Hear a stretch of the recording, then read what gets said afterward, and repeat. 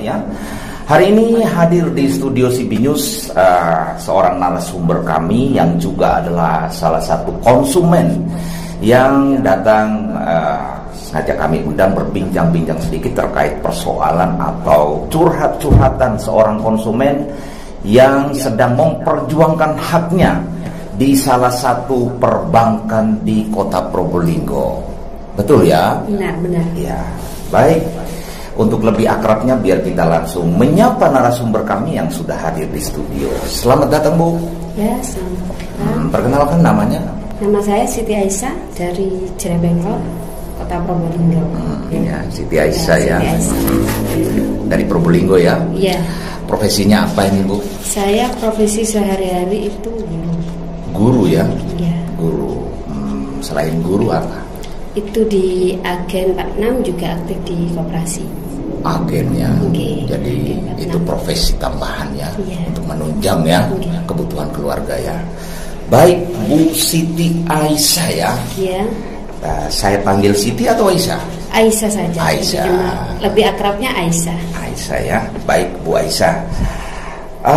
Saya ingin bincang-bincang sedikit terkait tentang aduan ya, atau apa yang sekarang sedang diperjuangkan oleh Ibu Aisyah di salah satu perbankan di Kota Probolinggo ya.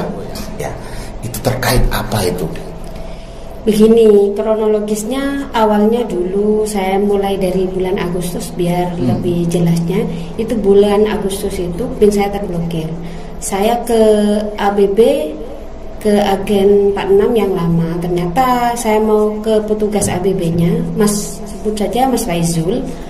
Ternyata tidak ada. Akhirnya ada petugas ABB itu tinggi, kalau tidak keliru namanya Mas Henggar. Yang penting pernah ke petugas sana ya. Petugas sana. Di sana saya dirisetkan aplikasi web dengan memasukkan nomor yang ada di ABB tersebut, tapi bukan nomor saya. Pada bulan Oktober, lebih jelasnya bulan Oktober itu saya membalas WA itu nomor dengan mengatasnamakan BNI, WA ke saya dan mengabar saya menjawab. Karena ternyata saya laporan ke petugas ABB Mas Faizul itu penipuan. Akhirnya saya nolkan semua di rekening. Setelah itu besoknya langsung ketemu Mas Faizul, sudah direset dan lain sebagainya. Jadi sebelum kejadian ini terkait apa? Uangnya hilang atau bertambah? Belum, masih belum kejadian. Ini sebelum kejadian. Setelah Jadi diriset, kejadiannya ini apa? Uangnya hilang? Iya, uang saya hilang, raib begitu saja pas bersamaan dengan penggesekan, istilahnya dulu BPNT, sekarang BSP, bantuan sosial. Artinya Ibu Siti Aisyah ini tidak melakukan transaksi kepada siapapun? Tidak. Pindah rekening ke siapapun? Tidak pada saat itu. Karena tapi nyatanya uangnya hilang. Berapa nilainya? Kurang lebih 128 sekian. Woi, banyak sekali. Iya. Jadi benar Ibu tidak melakukan transaksi dengan siapapun? Jadi terkait hal ini sebelum ada kejadian Ibu pernah mengadu kepada BNI?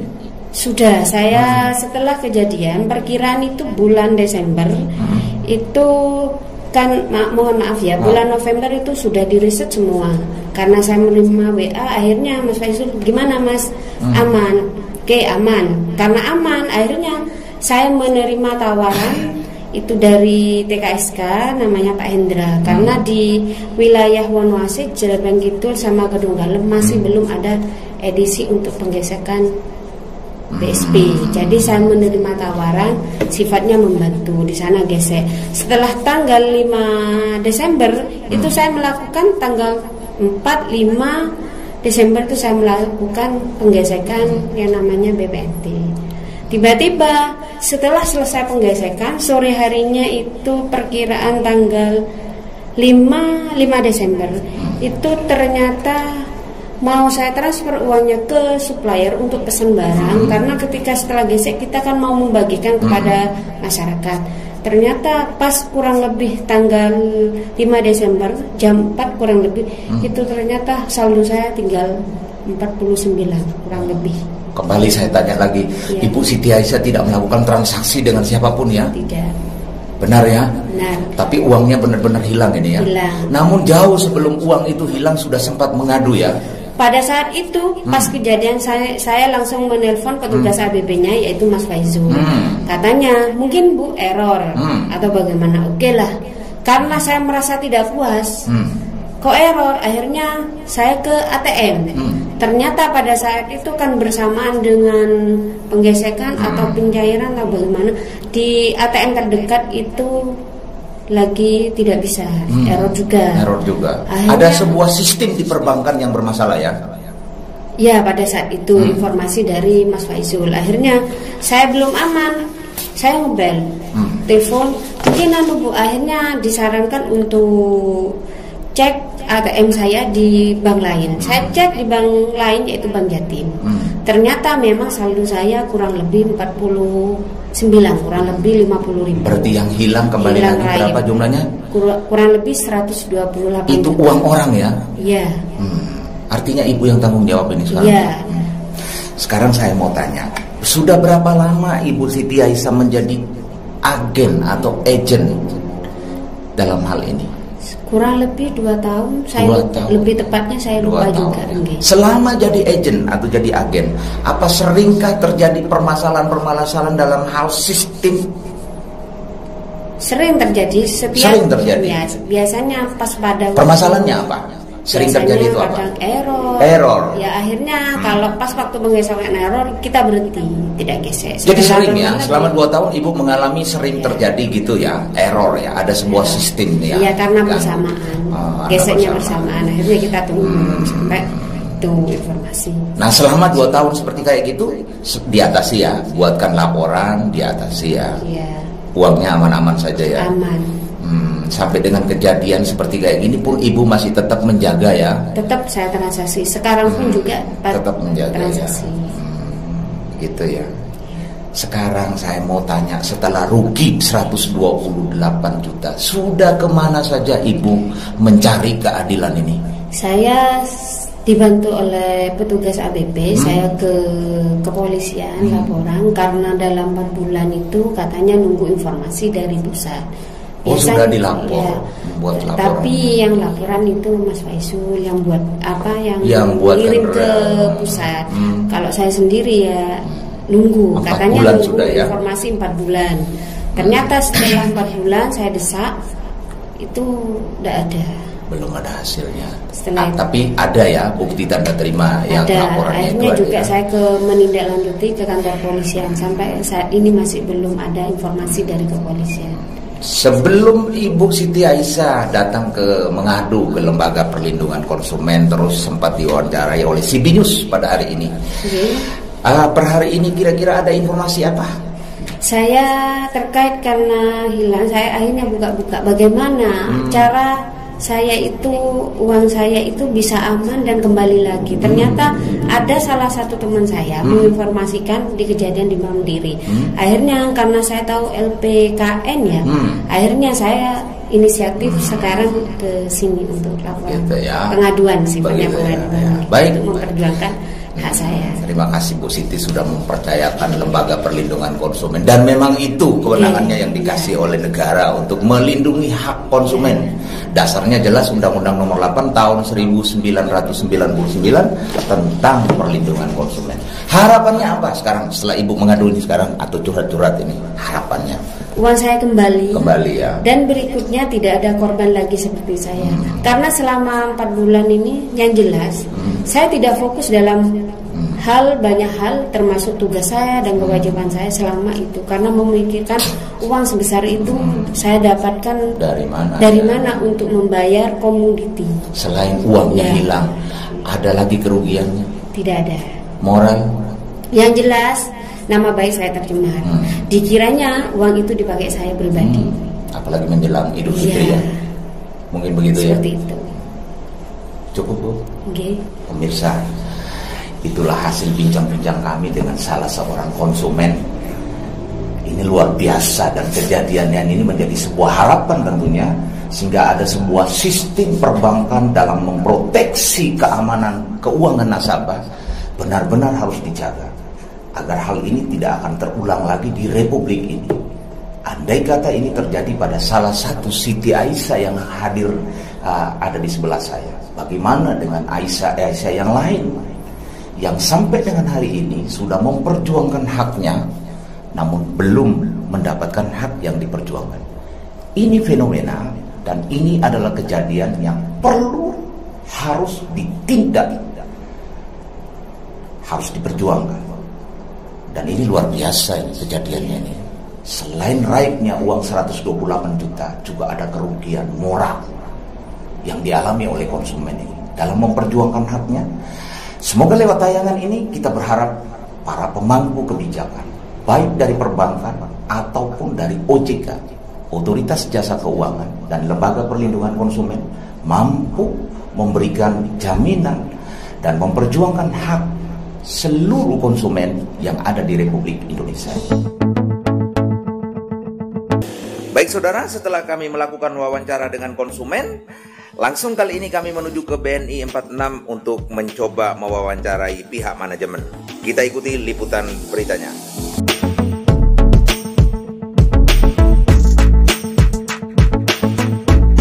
Hari ini kami coba mewawancarai pihak manajemen BNI 46 terkait sengketa konsumen yang diadukan kepada Lembaga Konsumen Nasional yang ada di Raya Mastrip Kota Probolinggo. Dan setelah kami mengirim surat kepada BNI 46 Jalan Suroyo, kemudian kami mendapat jawaban, ya. Namun jawaban ini mungkin tidak memuaskan konsumen, ya. Dan hari ini kami coba mewawancarai pihak manajemen, seperti apakah kronologisnya dan bagaimana cara penanganannya. Ya, baik Mas, selamat siang Mas. Selamat siang Pak. Dengan Mas apa? Saya Faizul Pak, petugas BNI yang khusus menangani agen 46. Mas Saiful ya? Faizul. Mas Faizul, berkaitan dengan aduan konsumen yang kami terima atas nama Siti Aisyah, ya, kasusnya ini kalau nggak salah 128 juta ya. Betul sekali Pak. Ya. Kemudian dari keterangan konsumen yang sempat kami wawancarai, di situ dikatakannya uangnya dia adalah salah satu agen 46 jasa gesek ya. Kemudian uangnya dinyatakan raib dan tidak mengetahui sampai dengan hari ini. Baik Pak, jadi saya mulai dari awal kronologi kejadian yang menimpa Bu Aisyah Pak. Pada tanggal 5 Desember 2020 pukul 16.48 waktu Indonesia Barat, nasabah menghubungi saudara Faizul, saya Pak, selaku petugas BNI Cabang Probolinggo, dan melaporkan bahwa saldo yang berada di rekening nasabah tiba-tiba berkurang secara drastis. Nah, pada hari yang sama, nasabah juga melakukan transaksi sembako atau bantuan panganan tunai sejak pagi sampai dengan sore hari. Total saldo di rekening kurang lebih 128 juta rupiah. Informasi dari petugas BNI disarankan untuk melakukan cek saldo melalui mesin ATM terdekat dikarenakan website agen 46 sering mengalami gangguan yang menyebabkan saldo tidak terbaca. Pada pukul 20.40, setelah nasabah melakukan cek saldo di mesin ATM terdekat, ternyata benar bahwa saldo nasabah berkurang secara drastis dan hanya tersisa Rp49.000. Saudara Faizul, selaku petugas BNI yang menangani agen 46, berinisiatif melakukan pengecekan mutasi rekening saat itu di BNI kantor cabang. Hasil pengecekan bahwa terdapat pemindahan ke rekening BRI Syariah dan pemindahan ke virtual account True Money dengan nomor 8159-782-1959 sekian atas nama Harnina dan ke beberapa virtual account lain seperti OVO, Link Aja, dan lainnya. Pemindahan tersebut dilakukan berulang kali sejak pagi sampai dengan sore hari dengan total nominal kurang lebih 128 juta. Malam hari pukul 22.30, saudara Faizul selaku petugas BNI mengunjungi kediaman nasabah untuk menyampaikan informasi perihal kejadian tersebut dan melakukan dan menggali informasi melalui perangkat atau handphone yang digunakan nasabah untuk transaksi agen 46. Selanjutnya, untuk pembahasannya, melakukan review serta analisa terhadap korban nasabah Agen 46 di mana terdapat informasi transaksi sanggahan pada tanggal 5 Desember melalui website Agen 46 dengan fitur transfer antar bank dan payment virtual account.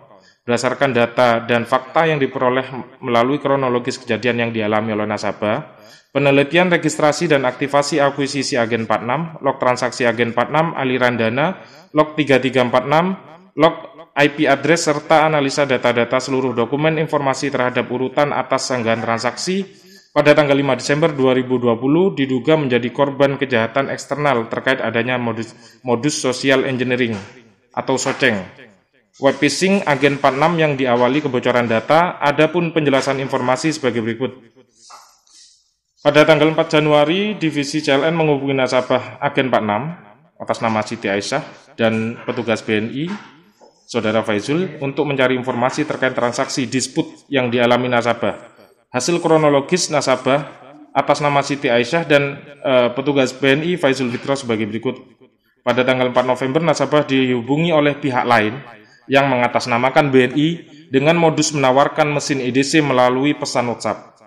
Berdasarkan informasi dari petugas ABB, petugas BNI atas nama Faizul, nasabah mengatakan bahwa mengaku memasukkan seluruh data kredensial keagenan dalam hal ini seperti password dan PIN transaksi email Agen 46 ke dalam web phishing yang diberikan pelaku melalui pesan WhatsApp.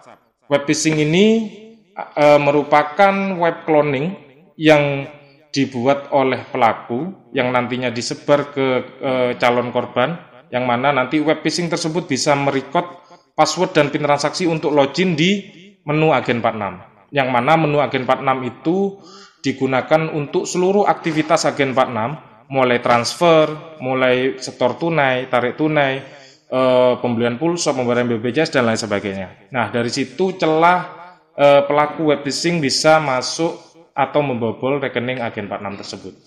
Nah, seperti itu, Pak. Baik, Mas Faizul. Dengan adanya kejadian ini, kemudian nasabah atau konsumen setelah memberikan laporan dan mengadu kepada BNI 46, sejauh manakah atau seperti apakah upaya yang dilakukan oleh BNI 46 dalam hal melindungi hak konsumen atau nasabah? Terkait dengan kejahatan web phishing, itu adalah kejahatan yang memang sering terjadi di luar, Pak. Terkait dengan kejahatan tersebut, kami tidak bosan-bosan mengingatkan para nasabah apabila ada telepon masuk, WhatsApp masuk, SMS masuk yang mengatasnamakan BNI, mohon diklarifikasi terlebih dahulu.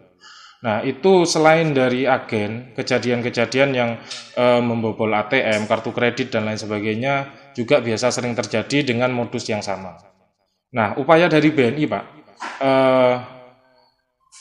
kalau dari Agen 46, kami melakukan upaya penggantian password dan PIN berkala selama 3 bulan. 3 bulan sekali, itu secara otomatis. Apabila password dan PIN transaksi tidak diubah, maka tidak akan bisa melakukan transaksi.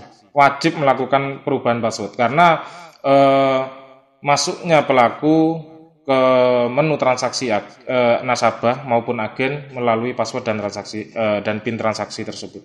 Apabila tidak mempunyai password dan PIN transaksi, saya yakin pelaku tidak mungkin bisa membobol. Seperti itu. Oke, baik Mas Faizul yang mewakili 46 cabang Probolinggo. Kejadian ini atau kasus ini terpantau oleh kami, ini sudah beberapa kasus ya yang sempat terekspos terjadinya di BNI 46. Pertanyaan saya, apakah kira-kira cara memproteksi pelayanan secara digital di di 46 sudah bisa teratasi atau bagaimana? Kalau sejauh ini sudah bisa teratasi, Pak, karena untuk perubahan PIN dan password dan PIN transaksi, kami sudah menggunakan SMS OTP namanya. OTP itu one time password. Jadi apabila di situ melakukan perubahan, maka secara otomatis sistem mengirimkan kode ke nomor HP Apabila itu disalahgunakan oleh pihak lain, tidak mungkin bisa, karena SMS yang masuk langsung ke nomor HP yang terdaftar di BNI. Seperti itu, Pak.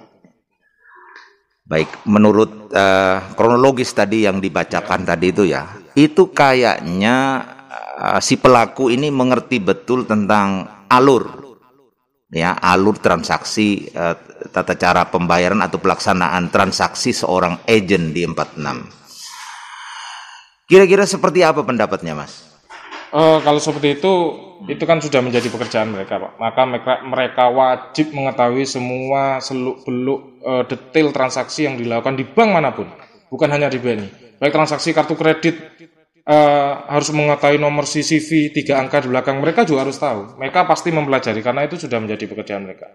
Itu, Pak. Kalau saya lihat dari hasil analisa tim kami, tim IT di Jakarta, ini terjadi log transaksi di atas diduga device dan merek handphone Samsung A30 serta lokasi pelaku pada saat transaksi berada di wilayah Jakarta, Pekanbaru dan Medan.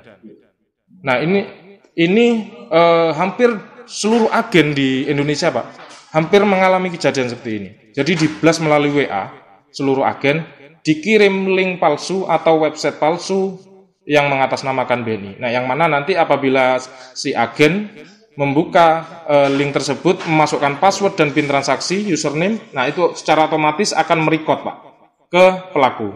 Nah, dengan seperti itu mereka bisa langsung masuk ke sistem transaksi pelaku, Pak. Oke. Baik, tadi disampaikan hampir sebagian besar ya, dalam waktu yang bersamaan kena hacker lah seperti itu. Nah, sekarang BNI 46, upaya apa yang sudah dilakukan untuk bisa mengungkap sebuah kasus ini supaya bisa terselesaikan? Kalau dari saya, Pak, dari cabang Probolinggo, kecepatan respon saya sudah saya lakukan terhadap Bu Aisyah. Yang utama adalah saya langsung mengubah password pada saat itu. Tapi buat Bu Aisyah sendiri yang merubah password saat itu. Dan yang kedua, melakukan laporan ke kantor pusat, ke divisi IT, Pak. Dan yang kedua, melakukan laporan ke Polres Probolinggo, kebetulan saat itu langsung ditangani oleh Reskrim, Pak.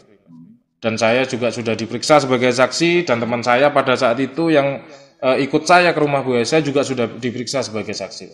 Dan Polres pun menyadari bahwa ini adalah kejahatan web phishing yang beredar selama ini dan modusnya bermacam-macam. Nah, ini yang masuk di agen 46 adalah modus baru. Ya, hampir sama, hanya saja mereka masuknya di agen-agen BNI, seperti itu, Pak. Ya ini makanya yang menjadi sorotan kita ini kan terjadinya di agen 46, kan itu artinya.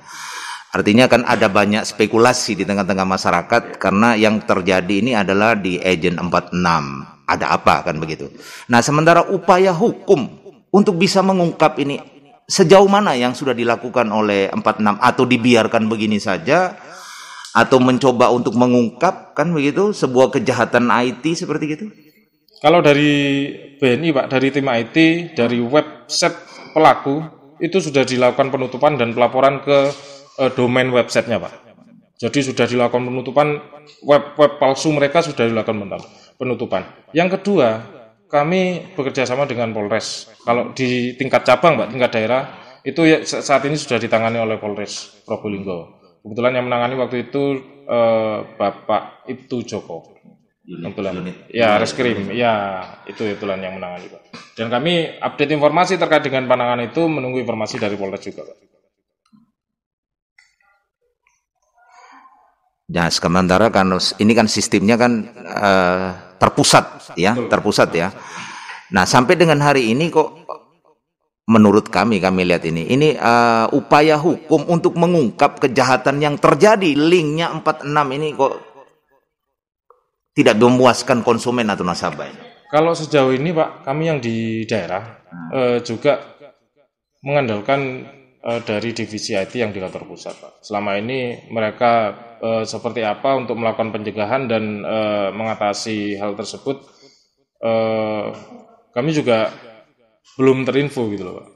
Jadi Artinya kalau ini dibiarkan, ini kan bisa memungkinkan untuk akan terjadi lagi kepada konsumen. Kalau pencegahan sudah dilakukan Pak, dengan sosialisasi ke grup agen, kan kami ada grupnya di Probolinggo khusus untuk agen, kami selalu sosialisasi setiap waktu mengingatkan para nasabah dan agen untuk lebih berhati-hati, karena itu terjadi meskipun dengan sistem yang bagus, apabila ada kelalaian dari nasabah itu akan tetap terjadi Pak, kasus tersebut seperti itu Pak. Jadi upaya hukumnya bagaimana? Menunggu saja apa mengejar atau bagaimana? Kalau saya menunggu Pak yang di daerah Pak, karena itu domainnya dari kantor pusat. Karena ini juga kejadian sudah nasional Pak istilahnya. Enggak hanya di Probolinggo. Kalau di Probolinggo setahu saya hanya Bu Aisyah ini Pak yang mengalami kejadian ini Pak. Selebihnya belum ada. Tapi tetap berupaya ya untuk membela ya? Iya, itu sudah jadi tanggung jawab saya Pak untuk maintenance teman-teman agen yang ada di desa-desa dan juga di kota, melakukan upaya pencegahan dan edukasi tentunya. Alhamdulillah sejauh ini setelah Bu Aisyah mengalami kejadian tersebut sampai sejauh ini belum ada lagi Pak. Oke baik, itu tadi proses hukum sambil menunggu. Upaya apa yang dilakukan BNI 46 kepada agennya ya? Anggap aja mereka adalah UKM ya. Iya. Upaya apa? Upaya dari untuk bisa membantu usaha mereka supaya bisa jalan. Kalau di kami sudah tersedia KUR Pak. Kredit usaha rakyat yang mana dengan bunga 6% itu sangat ringan dan itu merupakan subsidi bunga dari pemerintah.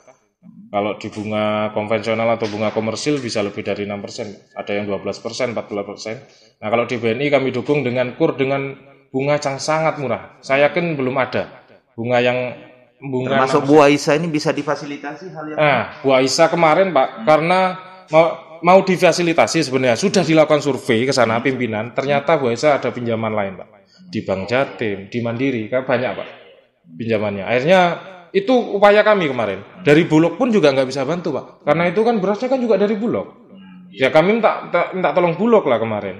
Kan yang dapat omset yang banyak kan dari Bulog Pak, dari komoditinya itu Pak, gitu.